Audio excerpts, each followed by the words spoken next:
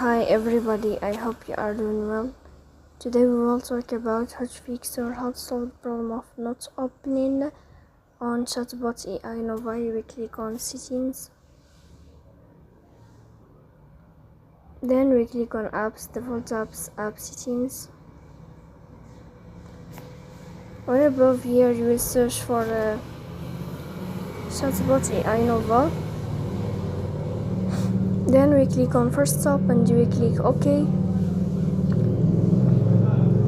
Here we click on storage, then we click on clear cache. In the end you will turn off your Wi-Fi and you will turn on your Wi-Fi again to fix that problem. So please don't forget to support us by like and subscribe.